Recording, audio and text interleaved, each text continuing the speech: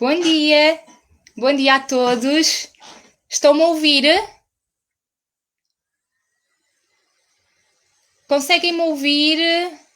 A imagem não estava a funcionar. Sons, estão a ouvir?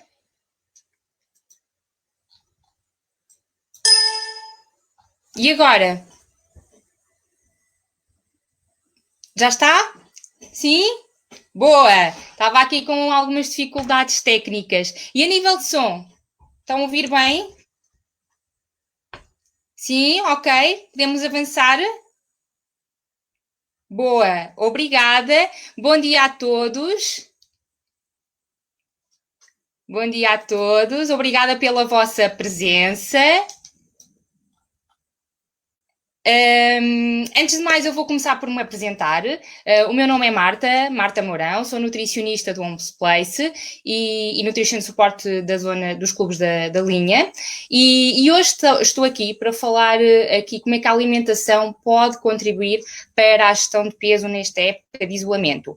Mas para me ajudar, tenho aqui o colega Edgar Borja, que é o Master Trainer dos clubes de alguns clubes de Lisboa, nosso formador da academia e também personal trainer.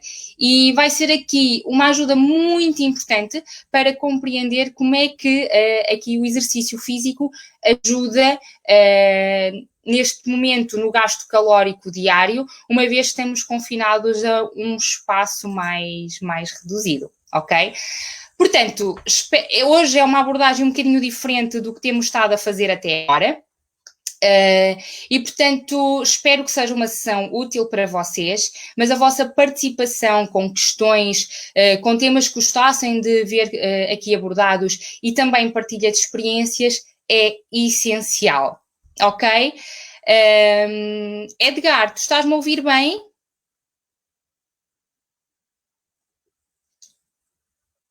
Sim.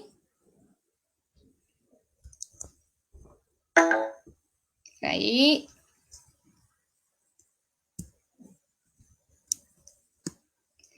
Então, eu vou começando aqui a falar um bocadinho. Nós sabemos que o período que estamos a passar neste momento é uma novidade para todos nós e que está a afetar a nossa rotina em diversos aspectos. As mudanças profissionais, o estarmos mais tempo em casa, os nossos horários de sono, de refeições, portanto, toda esta reorganização está a afetar a nossa rotina. Apesar de ser muito precoce ainda, de não existirem estudos que avaliem o impacto que estas alterações estão a ter a nível de gasto energético e da ingestão alimentar, de hábitos alimentares, nós já conseguimos especular como é que isto nos está a afetar e, consequentemente, no nosso peso. E ter consciência disso neste momento ajuda a que, de alguma forma, consigamos controlar estes fatores. Sim, é possível nós controlarmos aqui o nosso peso, a nossa composição corporal, mesmo estando em isolamento e com as dificuldades inerentes a este próprio isolamento. Por isso, neste momento, o nosso grande desafio é manter o nosso balanço energético equilibrado, com a confinação a um espaço mais reduzido para a prática de exercício físico e também a maior facilidade e disponibilidade para a ingestão alimentar.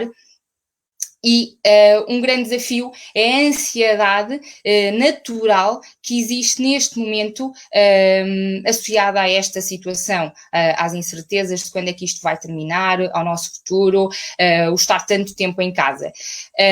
No que respeita à alimentação, os grandes desafios, e digam-me se concordam comigo, é efetivamente a maior exposição aos alimentos, a procura de alimentos que estimulem mais o nosso paladar, que normalmente são alimentos com maior e elevada densidade energética e uma reduzida densidade nutricional, e isto tem um grande impacto no nosso estado nutricional, e também as alterações na nossa rotina alimentar.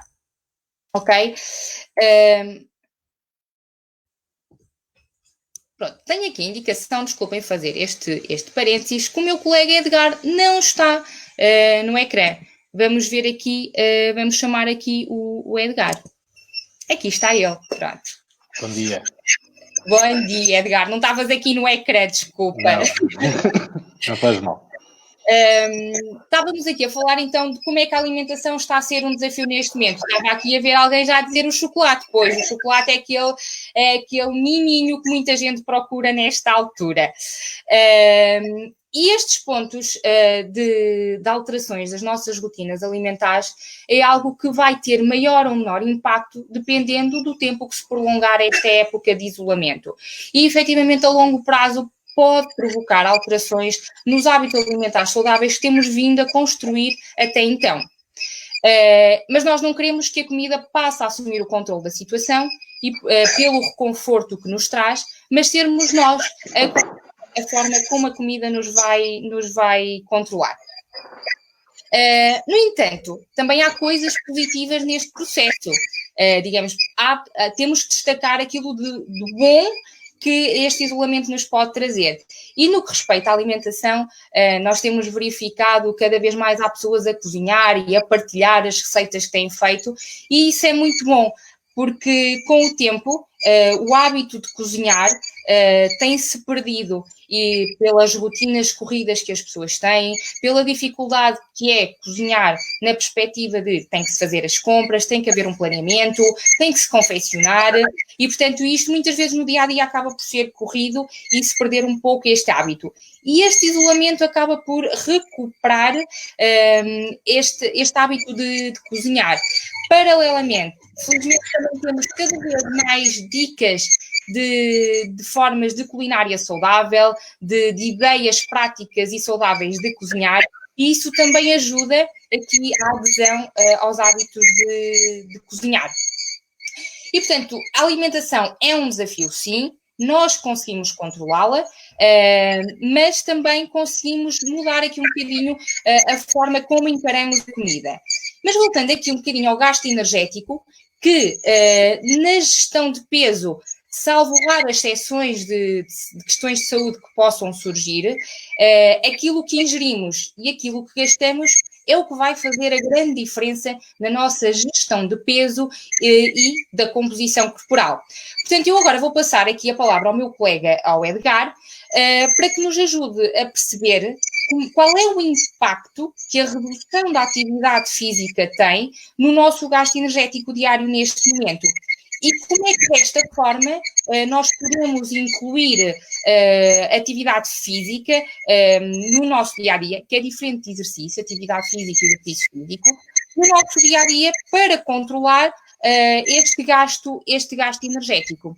Edgar, consegue? Bom dia, estou a ouvir. Consegue, também me estás a ouvir bem, Marta? Perfeito, sim. Pronto. A questão aqui do gasto energético, como tu disseste e muito bem, isto tem a ver com, falando assim de uma forma mais simples, tem a ver com entradas e saídas, não é? Ou seja, o que eu como e o que eu gasto. Se neste momento, dadas as condições que todos estarmos confinados a um espaço mais reduzido, estou a gastar menos, eu tenho duas hipóteses. Ou começo a consumir menos, mas também posso correr aqui algum risco de já estar no limite mínimo do consumo, ou encontro formas para tentar gastar mais alguma coisa. Sabemos que estarmos parados vai ter um impacto sempre mais negativo e será mais complexo de conseguirmos trabalhar no sentido da perda, mas neste momento eu diria que se conseguirmos trabalhar para a manutenção já será muito bom, dado que a tendência do sedentarismo é baixar muito o metabolismo basal. E baixando este metabolismo significa que todas as nossas tarefas, o corpo encontra uma forma de tornar-se mais económico e poupando energia, coisa que também não nos interessa se estamos a tentar fazer um controle de peso. Edgar, eu li que tem aqui um impacto de cerca de 20%, que devemos reduzir cerca de 20% a nossa ingestão calórica face às alturas em que estamos mais ativos. São mais ou menos estes valores? Sim, são aproximadamente esses valores. Faz sentido, mais uma vez, pelo facto de se eu não vou gastar tanto, também não vou consumir tanto. Essa é a primeira premissa. Fica mais simples gerir por aí. Só que também temos aqui outros senãos. Entre eles, como ouvimos há pouco, a questão do chocolate, ou seja, passamos mais tempo em casa, estamos mais em contacto visual com a comida, poderemos estar com mais algum tempo livre e é mais fácil fazer pequenas visitas ao frigorífico. E a forma que temos realmente de fazer isso é podemos tentar, sei lá, por exemplo, criar pequenos... Eu no outro dia ouvi um termo muito engraçado que eram snacks físicos e que não passava de realizar alguns exercícios, cerca de 2, 3 exercícios, até pode ser uma série de cada um, simplesmente para nos ativarmos. E isto é uma forma de não baixarmos esse metabolismo. Encontrarmos formas de não baixar o metabolismo, encontrarmos formas de não perder a massa muscular, e isso é possível mesmo estando em casa. Ou atrasar a perda de massa muscular. É mais correto dizer assim. Exato. Sim, que é uma preocupação que muita gente tem agora neste momento, é a manutenção da massa muscular, nesta fase em que não têm ou acham que não conseguem ter o mesmo estímulo muscular como temos quando vamos a ir ao ginásio de forma mais regular. Consegues nos dizer de que forma, ou se é possível, metabolicamente, fazer algum tipo de exercícios que nos permita manter este estímulo a nível hormonal e metabólico? Sim, consigo. É preciso percebermos aqui primeiro alguns conceitos. A questão do que é o metabolismo, e este é um conjunto de reações químicas que resultam em alguma mudança. Neste caso, eu ter um metabolismo mais acelerado vai-me permitir um gasto energético mais elevado. Um metabolismo mais lento já não me vai permitir ter esse gasto e dificulta-me aqui, neste caso, este controle do peso.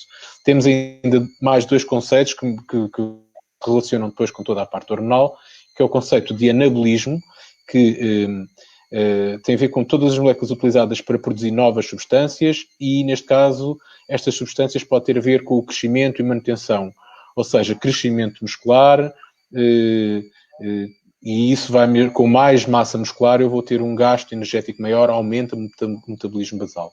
Por outro lado, tenho o catabolismo, que são processos de quebra de moléculas, que me são importantes também quando eu pretendo exatamente fazer a perda de peso.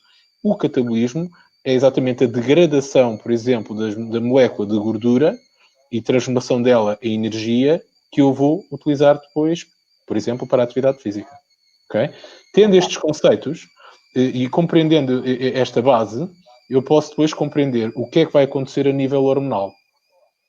As hormonas que são mais influenciadas pela atividade física, a primeira delas, a hormona do crescimento, e que ajuda no emagrecimento e também no aumento da massa muscular, porque também ajuda na reconstrução muscular. Ou seja, o mais interessante disto é que, neste momento, por estarmos menos ativos, ou seja, podemos estar a ter mais tempo de descanso, também poderemos estar, porque o descanso influencia muito a hormona de crescimento, também pode acontecer casos de eu conseguir ter melhores resultados de perda de peso porque simplesmente eu estou a descansar melhor. E descansando melhor, consigo ter um ligeiro aumento da hormona de crescimento que me pode permitir fazer melhor regeneração. Imaginando que eu estou a conseguir ter um ritmo e uma rotina de treino em casa, o descansar melhor vai ajudar-me bastante. Se calhar é algo que muitas pessoas não tinham há algum tempo até sermos obrigados a realmente estar em casa e a descansar, de alguma forma. Portanto, estou a identificar aqui com a parte do descanso e dos petiscos mais regulares. Perdão, repete a pergunta que não ouvi. Tu a perguntar-te daquele lado se estão a identificar com esta capacidade de um melhor descanso, de fazer mais snacks também, se estão a identificar com esta partilha. A Joana está aqui a perguntar se toda a gente pode fazer todo o tipo de exercício e quais os principais cuidados que devemos ter antes de treinar. Eu diria sempre que antes de treinar tem que haver alguma reserva energética. De uma forma generalizada, é sempre preferível nós estarmos a comer alguma coisa antes de iniciar o treino. Os treinos em jejum, há muita bibliografia que mostra que pode ser válido, mas tem que estar em condições bastante controladas. Portanto, eu aconselharia sempre a primeira coisa, comer algo leve e que nos forneça alguma energia para o treino que vamos fazer. Depois, o tipo de treino que vamos fazer. As pessoas podem fazer, o ideal neste momento é que as pessoas se mexam. Podem fazer qualquer treino, podem se mexer. Se estamos a aproveitar agora esta pausa para iniciar a atividade física, então vamos começar com consciência que, se eu não estou habituado a mexer-me, assim que eu me for mexer, vou provocar alterações no corpo que, se não forem reguladas, se essa intensidade não for regulada, pode se tornar demasiado agressiva. E tudo isto vai mexer com a parte hormonal. Tudo isto vai mexer com a parte hormonal. Porque depois temos hormonas que são importantes estarem no organismo, mas em excesso também me vão limitar, por exemplo, a perda de peso. Por exemplo, ouvimos falar muito do cortisol. É uma hormona que é muito válida, que é muito importante, porque ajuda a controlar a tensão e ajuda, por exemplo, na redução inflamatória, mas que em excesso também me vai inibir a perda de peso. Portanto, e o cortisol acontece quando eu crio stress no organismo. Se eu vou fazer exercício e não estou habituado, e esse stress for em excesso, eu posso estar com muito boa intenção a querer fazer algo de benéfico para o meu corpo, mas posso estar a atrasar. Portanto, todas as pessoas devem se mexer. É importante que o façam, mas de forma controlada e não entrar em excessos. Se a pessoa já está habituada a treinar, deve procurar exercícios ou sequências de exercícios que ajudem a manter esse ritmo. Se eu estou a iniciar, então, já agora aproveito, contactem os nossos profissionais. Nós temos programas e temos forma de ajudar as pessoas que estão em casa para começar a treinar, ou mesmo aquelas que já estão habituadas a treinar. Mas é preciso compreender que há uma dose ótima que vai sendo ajustada consoante a pessoa vai ganhando competências de treino. Ok, ótimo. É isso mesmo, ir adaptando ao nível em que estamos para também conseguir ir tendo uma evolução e respeitar um pouco o nosso organismo. Eu não sei se consegui responder à questão da pessoa que estava se podíamos fazer o treino para todas as pessoas. Ou se todas as pessoas podiam treinar. Devem ser devidamente aconselhadas e respeitar realmente o ritmo a que são capazes de ir. Eu ia colocar aqui outra questão, Edgar, aliás, duas, que são distintas. Tem a ver com o tipo de intensidade que podemos dar a nível de treino. Nós estamos a ouvir aqui um ruído um bocadinho... Está-se a ouvir assim um ruidozinho. Que tipo de intensidade... Os exercícios, dependendo da intensidade, podem garantir uma maior ou menor manutenção de massa muscular, certo? Portanto, tu em casa consegues fazer exercícios de alta intensidade que garantam a manutenção da massa muscular, certo? Sim, é possível. É possível. Como é que eu vou fazer? Uma vez que eu não tenho carga disponível, ou a carga que eu estou habituado não tenho em casa à minha disposição, eu posso jogar com outras variáveis do treino. Por exemplo, trabalhar com velocidades mais lentas de treino pode-me provocar um desgaste muscular maior e, portanto, também me vai ajudar.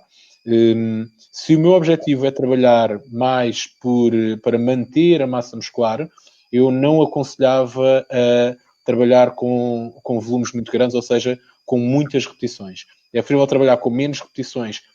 Posso até trabalhar mais lento e criar esse desgaste e, por exemplo, intercalar com exercícios de alta velocidade também. Por exemplo, trabalhar o mesmo exercício muito lento ou muito rápido, porque vai mexer exatamente com as fibras musculares que me interessam para as fibras musculares tipo 2, chamadas assim, que são as fibras rápidas e que me ajudam a manter a massa muscular e que me ajudam a criar volume. Ok. Portanto, jogar neste momento com velocidades, variar as velocidades de execução pode ser uma excelente forma e em vez de fazer muitas repetições, fazer menos repetições, se calhar posso trabalhar para ali para as 8 a 12 repetições, não mais do que isso, e fazer por volume mais séries. Ok. Pode ser uma solução. Obrigada. Eu vou só responder aqui algumas questões sobre a alimentação que têm vindo a surgir, ok? Eu vou pegar agora aqui um bocadinho outra vez no tema da alimentação e já continuamos, porque eu quero que fales dos métodos, está bem? Okay. Que uma referência, mas realmente relativamente à alimentação, efetivamente estando a treinar em casa, também devemos ter em consideração algumas refeições pré e pós-treino e também aproveito este momento para reforçar que esta não é de todo a altura, nunca é, mas agora não é de todo particularmente a altura ideal para fazer dietas muito restritivas, arriscar a cortar radicalmente os hidratos de carbono com medo de aumentar de peso, ok? Porque, como estávamos a falar, esta parte do treino exige substratos energéticos, quer a nível de energia, quer a nível de recuperação. E, portanto, em primeiro lugar, fazer aqui o link da importância de nós mantermos uma ingestão de hidratos de carbono também adequada às nossas necessidades e objetivos, para que também tenhamos rendimento e resultados com o treino. E também é essencial a ingestão de hidratos de carbono para a manutenção da massa muscular, não é só proteína. Mas também há aqui outros pontos muito importantes, que é, se estivermos a fazer dietas demasiado restritivas, vai nos afetar ainda mais o apetite. Vamos ter tendência para petiscar mais e nunca ficar saciados.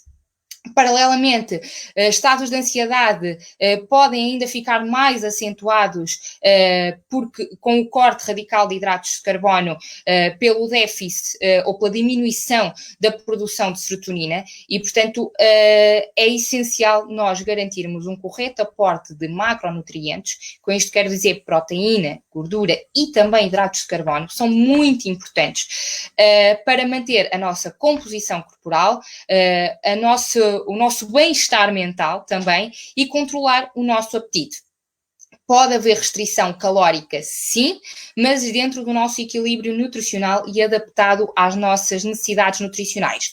Focando aqui um bocadinho no pré e pós-treino, nós antes do treino devemos sempre ter em consideração a intensidade do treino que vamos ter e também o tempo que temos capacidade para fazer esta refeição, quanto tempo temos até ao horário de treinar e a intensidade, mas uma vez que estamos em casa, nós devemos considerar, se treinamos logo de manhã cedo, podemos optar apenas por uma peça de fruta, fazer o treino e depois fazemos a refeição pós-treino com alguma proteína e também hidratos de carbono.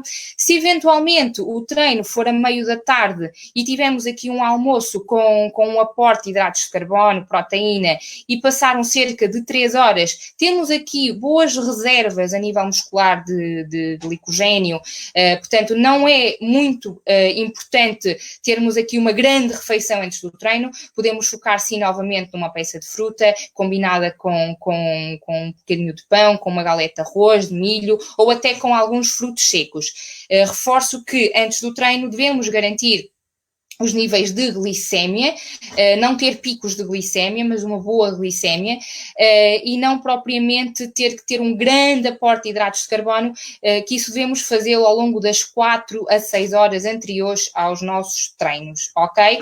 E, portanto, devem ser refeições mais ricas em hidratos de carbono.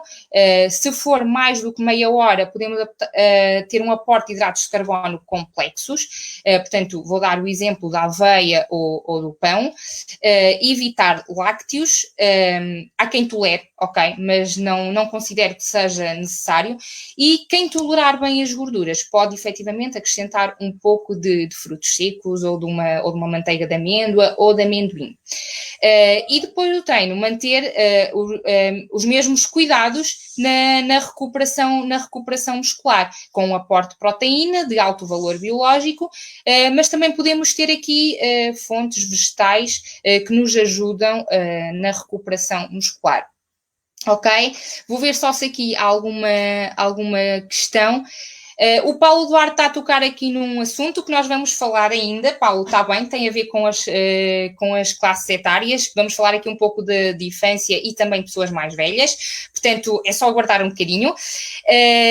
E aqui também a falar na parte do pré-treino e do pós-treino, eu aproveito para reforçar aqui um aspecto muito importante no que respeita à alimentação e aos alimentos saudáveis. Nesta época, e mais uma vez, graças à disseminação de informação que nós temos hoje em dia, temos acesso a muito boa informação, mas depois também tentamos fazer todo o tipo de dietas e aproveitar todos os alimentos saudáveis. E este é um aspecto muito importante no que respeita à gestão de peso.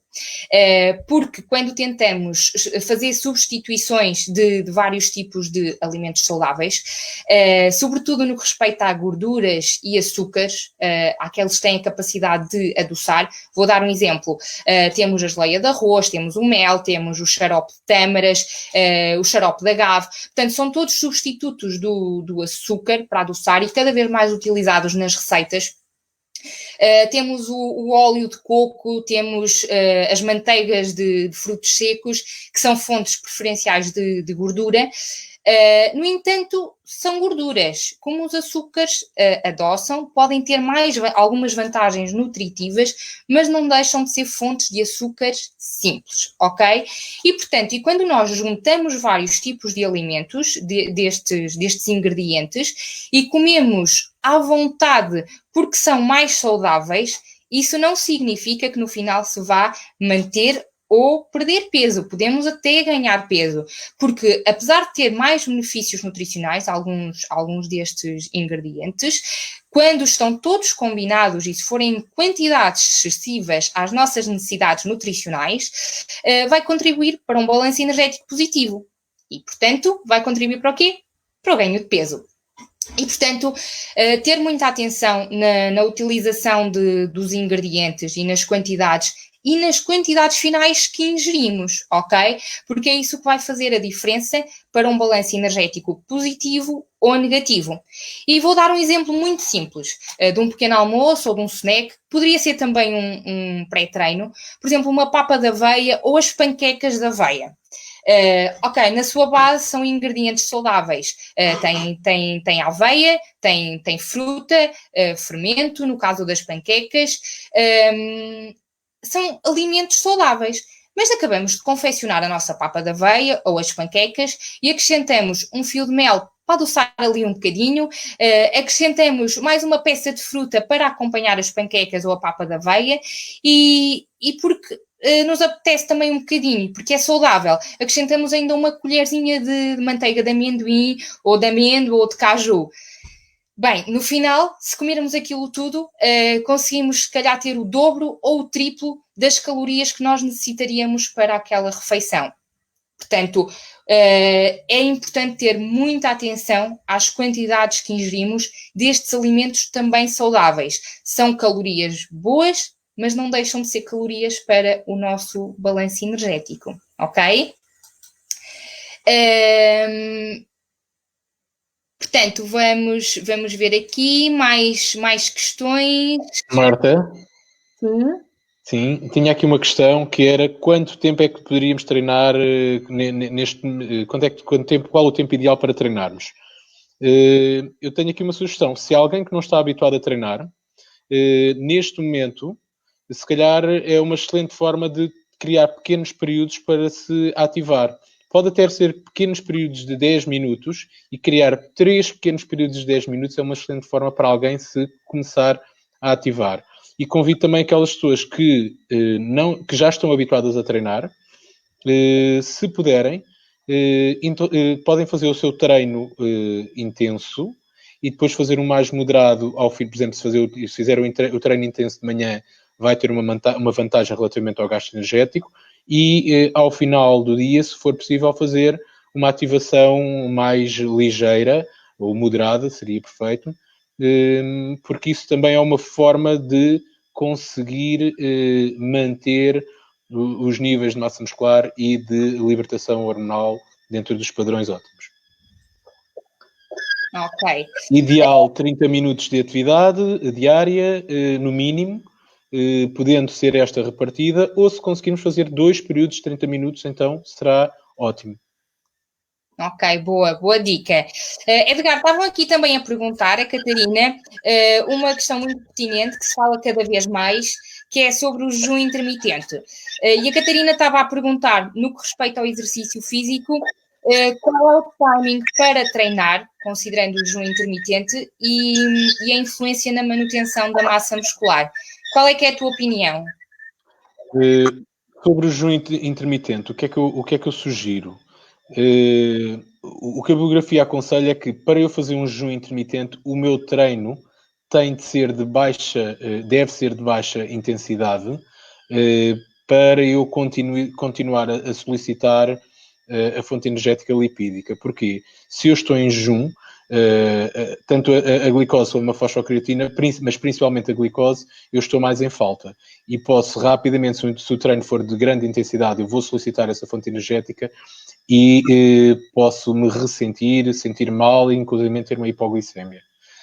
Portanto, o tempo, o que eu tenho lido mostra que pode-se fazer perfeitamente um treino de 40 a 45 minutos de baixa intensidade, como uma caminhada, por exemplo, em jejum, para conseguir estar a solicitar pós-treino mais essa fonte energética lipídica.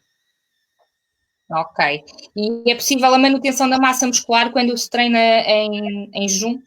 Sim, é possível. É possível porque depois o que acontece é que pós-jejum há reposição energética na proporção adequada. Ok. E, portanto, recomendas então que não passe aqui os 45 minutos de um treino de baixa intensidade? Sim, baixa intensidade essencialmente deve ser um treino aeróbio. Não, de todo não se deve entrar em fases anaeróbias, porque aí sim pode ser muito prejudicial para a saúde. Consegues dar o exemplo do que é um treino aeróbio e anaeróbio?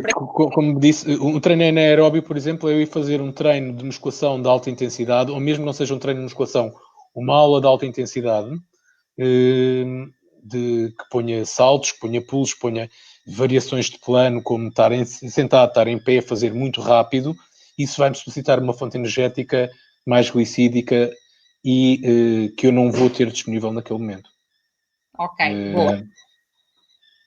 A nível de alimentação, que a Catarina também estava aqui a perguntar, a janela alimentar, e está aqui aqui a janela alimentar, efetivamente, como referi há pouco, se nós tivermos aqui vamos imaginar que o treino é feito logo de manhã, que tivemos um jantar em que houve aporte de hidratos de carbono de absorção lenta, leguminosas, batata doce, mandioca, o inhame, são excelentes fontes de hidratos de carbono de absorção lenta, vai nos permitir ter boas reservas musculares de glicogênio. E, portanto, se a pessoa não tiver crises de hipoglicemia, e se sentir bem a treinar em jejum, a nível de substrato energético muscular, nós temos essas reservas.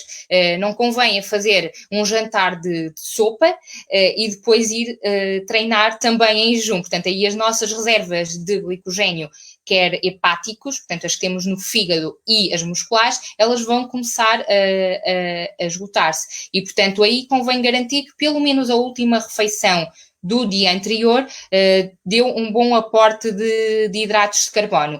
No entanto, depois, no período de alimentação, após o término do jejum, devemos garantir, na mesma, como o Edgar estava também a referir, a reposição energética e também a ingestão proteica, que permita a reparação muscular e que supra as necessidades proteicas diárias. Acima de tudo, temos de ter um balanço diário de acordo com as nossas necessidades. Os estudos a nível de jejum intermitente, ainda há muita coisa que se vai descobrir e estudar, ainda começa a ser recente, e sobretudo esta associação com o exercício físico, há muita coisa que ainda não se sabe, e portanto é possível ir com precaução e fazer estes treinos de baixa intensidade, ok? E garantir que as refeições no dia anterior tenham um bom aporte de hidratos de carbono, mas adequados às necessidades de cada um, ok? Não sei se respondi. Se quiserem colocar mais questões sobre este assunto, estejam à vontade. Estava aqui a Paula a perguntar como devemos fazer as nossas refeições. Devemos comer sopa ao almoço, o que devemos lanchar, e à noite pode ser só uma sopa e fruta. Paula, as nossas refeições efetivamente devem estar organizadas e planeadas, está bem, para não corrermos o risco de andarmos a fazermos vários petiscos. Eu não recomendo jantares só de sopa e fruta, a não ser que o jantar seja tão tardio e que a pessoa se vá deitar de imediato, mas ter aqui uma refeição também com bom aporte de proteína e hidratos de carbono de absorção lenta, até porque vamos estar um período de jejum noturno e ajuda aqui na recuperação muscular e também em várias funções básicas do nosso organismo. Não tem de ser refeições pesadas, mas também só sopa e fruta até podem levar a um maior consumo alimentar, se estivermos muitas horas até nos deitarmos, e depois aí vai apetecer comer várias coisas, e portanto eu não recomendo, não acho que seja isso que vai ajudar numa boa gestão de peso, ok? Sopa, eu sou uma fã de sopa, recomendo sempre ao almoço e ao jantar, por ser uma fonte privilegiada de ingestão de água, vitaminas e minerais, portanto, e fibra também, portanto recomendo sempre sopa. E espera aí, tinha aqui mais alguma questão. Água, sem dúvida, e portanto ir fazer os snacks de forma equilibrada. A hidratação, já que falam neste assunto, é uma coisa mesmo muito, muito importante, a hidratação, porque a maior parte das funções do nosso organismo acontecem em meio aquoso e, portanto, nós necessitamos para funcionar a 100%. E depois também há aqui duas curiosidades muito interessantes, que é: pequenos níveis de desidratação vão provocar maior irritabilidade, menor capacidade de concentração e de rendimento também, a nível de atividade física, mas também a desidratação pode levar a uma falsa sensação de fome. Muitas vezes nós temos vontade de comer e pode ser falta de água, de hidratação. Portanto, mantermos aqui a recomendação geral, isto é uma recomendação geral, dos 8 copos de água ou chá sem adição de açúcar ou águas aromatizadas por dia, é mesmo muito importante, está bem? Estavam aqui a fazer outra questão do saltar à corda. Posso saltar à corda por meia hora para queimar gordura e só depois tomar o pequeno almoço? Pergunta a Filipe. Perdão. Saltar à corda por meia hora e depois tomar o pequeno almoço. Bem, o que é que acontece com o saltar à corda? Tem a ver mais uma vez com a intensidade do treino. Para algumas pessoas que conseguem manter o seu cardio a baixa intensidade a saltar à corda pode ser válido. Eu diria que para a maior parte das pessoas saltar à corda pode ser considerado uma atividade intensa. E se for demasiado intenso e aumentarmos a frequência cardíaca para cima dos tais 60%, até é aconselhável trabalhar com frequências cardíacas muito mais baixas em jejum,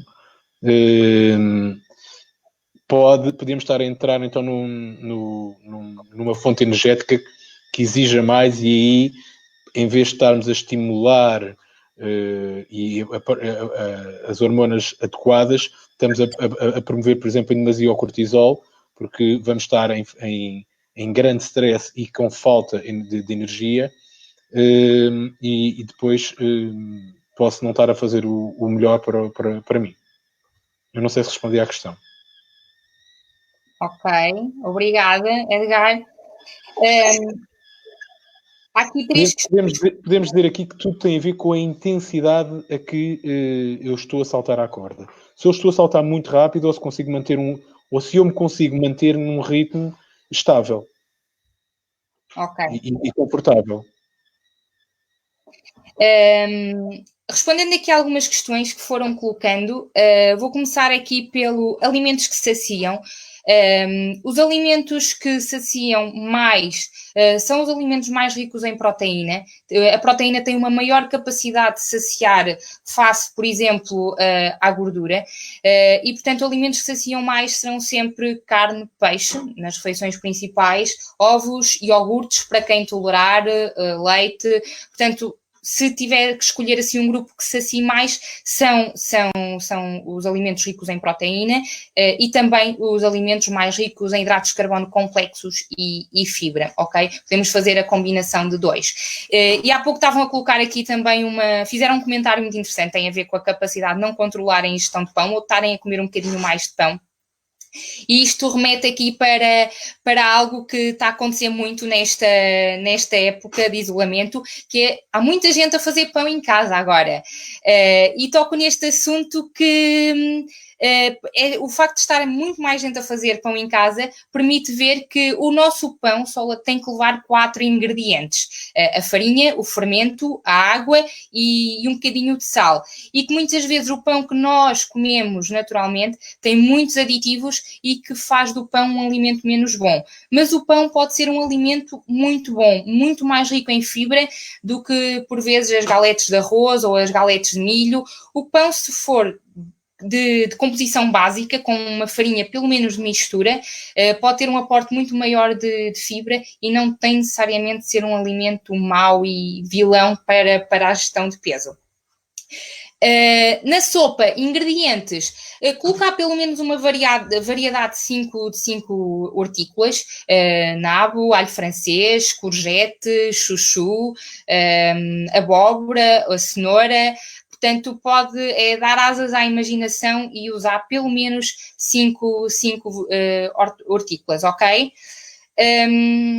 Mais questões? Obrigada, Cláudia. Obrigada por estares aqui. Também perguntaram da proteína para aumento de massa muscular. O aumento de massa muscular não é só derivado à proteína, ok? Nós, para ganharmos massa muscular, temos que ter um estímulo de exercício físico adequado e, a nível nutricional, temos que ter um balanço energético positivo, dado sobretudo por um correto aporte de hidratos de carbono e também de proteína. O que os estudos nos mostram é que anda à volta de 1,6 gramas de proteína por quilo de peso. Não parece haver muitos benefícios acima desta quantidade. No entanto, depende sempre do tipo de atividade, de exercício físico que está a fazer, o nível de intensidade, ok?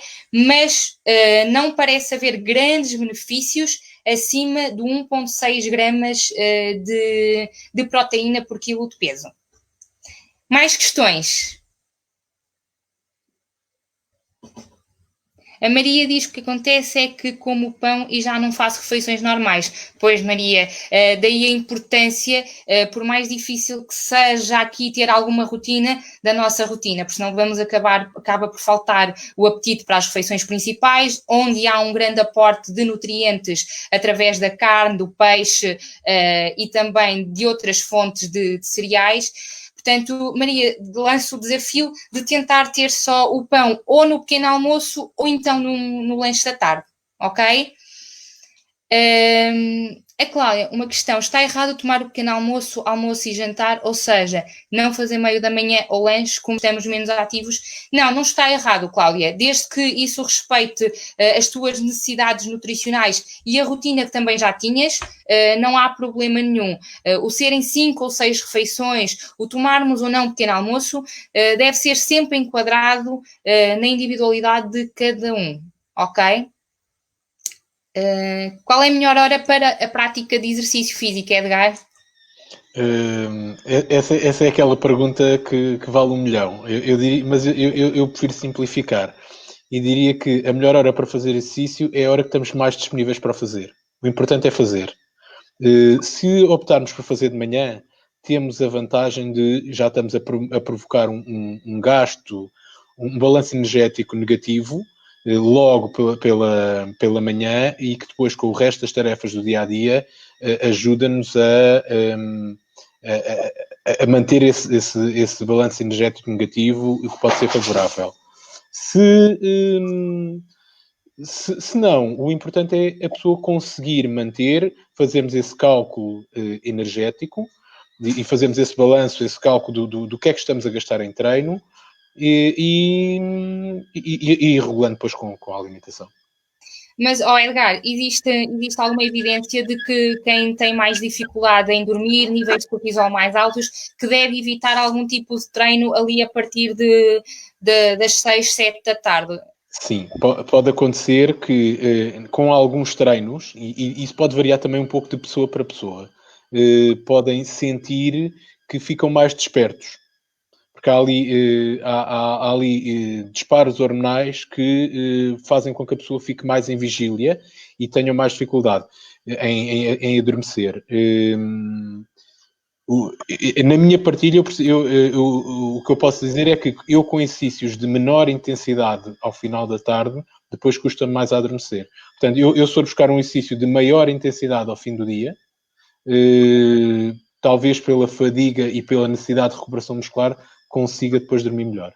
Mas, como te digo, isto também pode variar de pessoa para pessoa. Há pessoas que conseguem fazer atividade de baixa intensidade ao final do dia e estão adaptados a isso e conseguem depois gerir. A minha sugestão é tentem perceber como é que o vosso corpo reage a esses treinos e experimentar se o meu treino, se eu reajo mal no sentido de descansar pior com um treino de baixa intensidade, vou experimentar um treino de alta intensidade à noite e ver a resposta.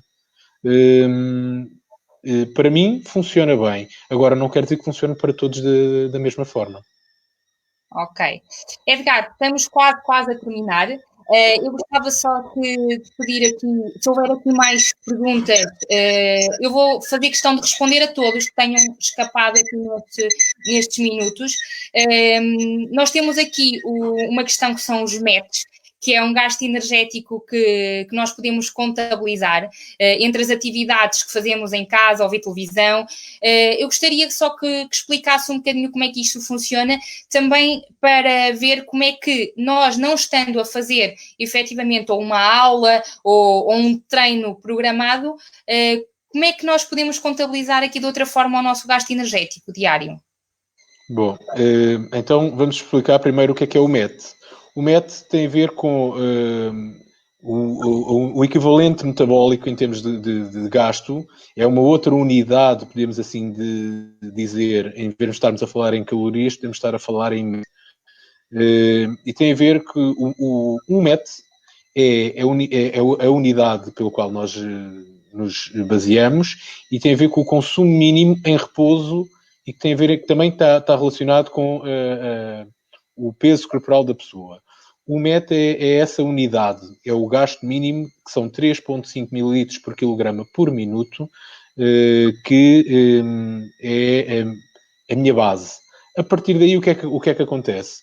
Tenho equivalentes metabólicos para saber, e já há estudos feitos para saber cada atividade quanto é que gasta. Por exemplo, se estivermos a falar de atividades domésticas, elas não gastam muito. A atividade doméstica gasta cerca de 3,5 metros. Em limpeza, por exemplo, lavar pratos significa que há um gasto de 2,3 metros. Cozinhar, preparar alimentos em pé, gasta 2,5. É pouco se compararmos, por exemplo, com um treino aeróbio que me gasta 5. Ou uma corrida que me pode gastar mais, pode chegar aos 8. Eu tenho atividades de corrida que podem chegar aos 18 metros.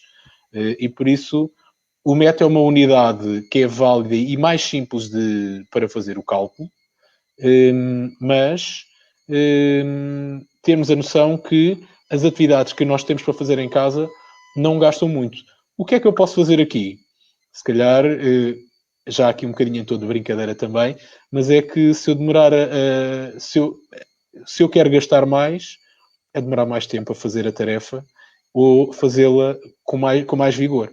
É a única hipótese que eu tenho de tentar, pelas tarefas domésticas, ter um gasto calórico aumentado. Tudo conta, todas as calorias contam para gastar Tudo menos, conta. não é? E neste momento confinados, acho que tudo conta mesmo. Conta. Para terminar aqui, a Marilene estava a perguntar se é normal estar a perder peso agora estando em casa. É normal, pode acontecer. Eu acompanho várias pessoas que têm estado a acontecer isso, só não conseguimos monitorizar a questão se está a ser a nível de perda de gordura ou de massa muscular. Daí ser importante as orientações para manter a massa muscular, ok, Marilene? Mas se estiver a descansar melhor, se tiver reduzido a atividade social e refeições a nível social, em restaurantes, com colegas, pode ter aqui uma ingestão calórica mais controlada, associada também a um melhor descanso, ok? Vou aproveitar os minutos que restam para recapitular o que nós falamos aqui um bocadinho.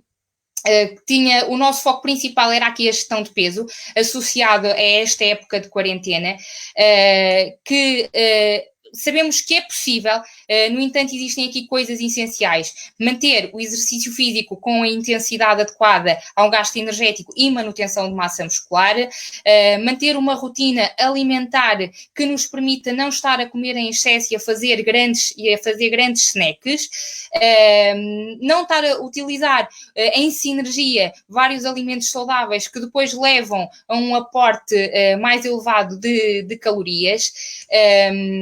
O treino deve fazer parte da rotina diária, comer bastante fruta, vegetais, para ter um bom aporte de vitaminas e minerais, como fomos falando aqui. E utilizar esta época para usufruir de cozinhar em casa, utilizar as crianças para participar nas confecções. Nós podemos expor aqui as crianças a fazer várias coisas no que respeita à alimentação, envolvê-las na preparação dos alimentos, em tarefas simples como lavar a fruta, os hortícolas, juntar ingredientes, e em crianças mais velhas, digamos assim, ajudar a preparar o pequeno almoço ou o lanche. E, portanto, isto é muito importante. Aproveito também a nível de nota final, que não tem a ver tão propriamente com a gestão de peso, mas gostaria de referir que até ao dia de hoje não existe evidência nenhuma científica que suporte alegações milagrosas em que a alimentação protege da infecção pelo vírus, ok? E, portanto, o que nós podemos fazer de melhor é garantir um bom estado nutricional e de hidratação para nos ajudar a manter o bom funcionamento do nosso sistema imunitário e uma boa recuperação em caso de doença. E por isso a alimentação equilibrada com um bom aporte de macronutrientes, vitaminas do complexo B, B6, B9, B12, vitamina A, cobre, ferro, selênio e zinco, são micronutrientes essenciais para um bom funcionamento do nosso estado imunitário, ok? Não sei se querem fazer alguma questão. Acabamos por não ter aqui muito tempo de abordar a questão dos exercícios para as crianças e para pessoas mais velhas, mas será certamente aqui algo que poderemos falar mais noutra rúbrica. Alguma questão que tenham, podem ir deixando aqui nos comentários que nós vamos responder, ok? Nós vamos responder a todas as questões. Se tiverem alguma dificuldade a nível de treino ou de alimentação, contactem-nos, enviem um e-mail para o Once Place, para o grupo de nutricionistas de um clube que vocês conheçam. E não se esqueçam de manter ativos. Nós temos aulas, nós temos um calendário de aulas semanal, com aulas de manhã, hora de almoço e ao final do dia. Portanto, hoje vamos ter aqui ainda Pilates clínico e Accelerate para gastar ainda mais calorias. E não se esqueçam também das rubricas de nutrição, para ensinar a cozinhar de forma saudável, como temos vindo a fazer até agora, sempre às segundas, quartas e sextas, às 11 horas, está bem? Portanto, contamos com a vossa presença desse lado. Quero agradecer ao Edgar por esta ajuda preciosa. Obrigado pelo convite. De exercício físico, cada profissional a falar da sua área. Portanto, eu despeço-me. Todas as questões que queiram ir colocando, podem deixar em comentários que nós vamos responder, está bem? Obrigada a todos, mantenham-se protegidos e estejam connosco desse lado, está bem? Um beijinho a todos, obrigada.